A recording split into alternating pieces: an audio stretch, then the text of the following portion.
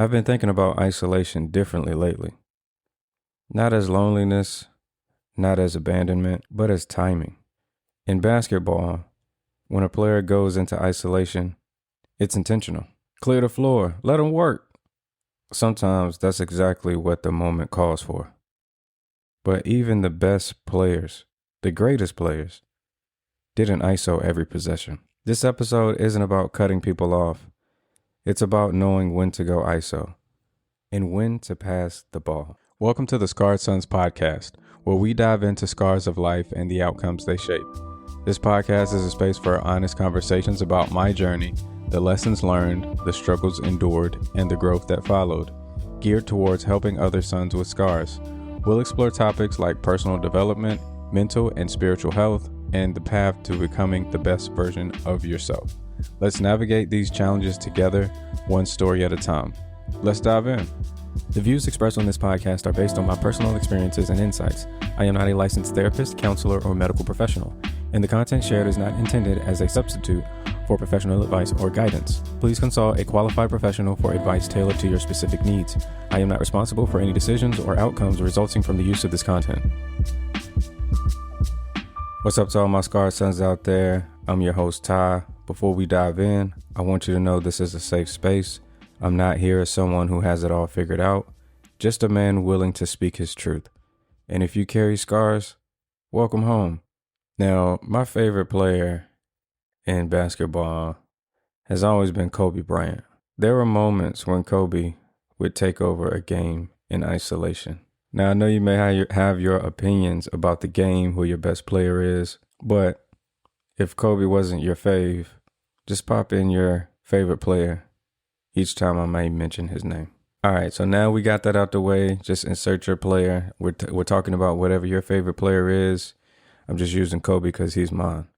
So there were moments when Kobe would take over a game in isolation. One defender, okay, sometimes more, mostly a clear side of the floor with the shot clock winding down. That wasn't selfishness, that was awareness. But if he did that every possession, the offense stalls, teammates disengage, chemistry drops. And I realized as a Scarred Son, sometimes I go ISO not because it's the right time, but because it's familiar. Isolation feels controlled. Isolation feels safe. Isolation feels like I don't have to depend on anybody. But timing does matter. If you've ever played NBA 2K, my player mode, you know the feeling. You want the ball every possession. You want to cook. You want 40 points. Because scoring increases your stats. But what actually raises your teammate grade is assist, screens, rebounds, and team chemistry. If you ball hog too much, your grade drops. That's life. As Scarred Sons, sometimes we go ISO to protect our peace, protect our emotions, avoid disappointment. But if we never pass, we lose connection. And that brings me to what I'm currently learning. I don't owe everyone access. Not everyone gets my vulnerability. Not everyone gets my inner world. Not everyone gets front row seats to who I'm becoming. The isolation that was necessary for me recently happened this past year.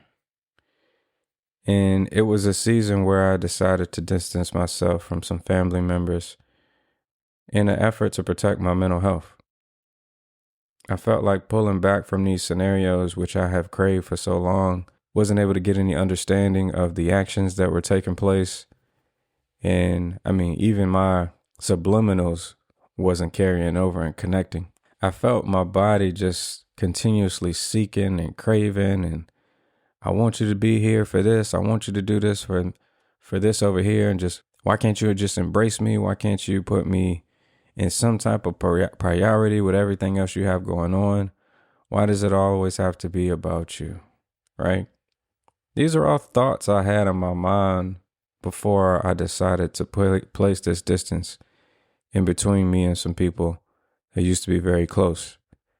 Now, I don't want to be redundant on this, just trying to be relatable, connect, and hopefully land this plane with all of us on it safely. Now, I could easily say, give them grace, give them this, give them that. But this episode really isn't about any of that. It's more so about isolation and how you can go ISO sometimes for far too long. Or how you just want to be cautious of not going back and passing too quickly, especially when you got that wide open shot. But here's the part I had to be honest about. I do need a team. Isolation does build skill, but community builds stability. What I intend to do is build a community and not stay in isolation mode too long. I think that's the key here.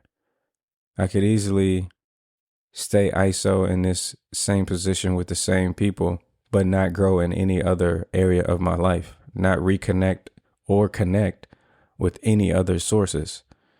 And that I feel like could be very harmful. No one ever really wants to see one player running up and down the court, taking all the points, jumping off, crashing the boards. And honestly, I don't know if there's a one player that could do that for too long, especially through a whole game. I don't think our body's built for that. Just like I don't think our mental health, physical health, and just well-being solely benefits in the arena of isolation. We need connectability. We need interaction. We need communication. Even though sometimes the world is making it convenient for us not to have these things. You see, I'm learning like the more I don't have connection with my creators, my makers, my mothers, my fathers of the world, it allows me to turn to places sometimes that aren't healthy, aren't the best for me, which, I have to find something to do with my time, which is why you're now listening to me on the pod. You see, this podcast is built for connection. It's built for those that feel like me or those that know people or other scarred sons that have very relatable experiences and past traumas. I simply want to build a community, connect, fill some of the voids that I'm missing with appropriate connections that can not only just bring about a smile and a laugh, but long life relationships, long life lifelines, long life places where you can go when you feel down and out. I have been in a moment where I've been ISO for too long, trying to take over this game, trying to do it my way, avoiding conversations, and just kind of just withdrawing emotionally from life, pulling away from my wife instead of communicating and just trying to go into a shell. But going into a shell in this world really doesn't work that well. I mean, yeah, you can go off the grid. I don't really know or have the experience to know how long that will or what effects will bring upon you. But me going off the grid means me getting off of social media, disconnecting myself, blocking contacts on my phone, and just keeping you away. That's my current form of isolation. I have to protect myself and my mental so I can gain the skills that I need, so I can listen to the voices I need to hear from. There was also a time when I told myself I was protecting my peace, but I was really just avoiding what happened, avoiding the moment when someone would approach me with a question, avoiding the moment when maybe one of those that I blocked out is trying to find their way back in.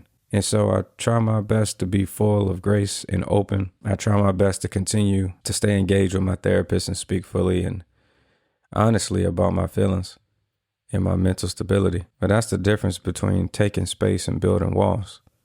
There's a difference between resetting and retreating. You'll need some space, but too much space can lead you into dark places. So I had to find a team. Help me pass the ball around when the lights were too bright, when the pressure was too heavy. We have people in our lives that sometimes we don't associate them as being a part of our team, but some of them are on the starting 5 roster. They go out on the floor with us every night. People like your therapist, people like your wife, your husband, your brother, your sister, a friend, an associate at work that just took a liking to you because you guys have relatable experiences and you can call them and they pick up the phone like they your mom or your dad, like clockwork. You see, team members are very important. It's a balance though. My therapist holds me accountable for being engaged, giving me strategies and ways to cope coping mechanisms, and not only that, but healthy coping mechanisms. My wife's keeping me accountable, holding me accountable, showing me a mirror that I need to see so that I don't veer off this world too far. My brother connecting on stories and things he's going through, things I'm going through, checking on one another, letting one another know that we are worthy to be here and we have a purpose while we're on this earth. You'll need a team, a significant other, a therapist, a trusted friend, or just someone in your family. Because ISO has a purpose, but ISO also has a shot clock. There's a time to go ISO, and there's a time to pass the ball. As Scar's sons, isolation can feel like power, but the goal was never to play alone.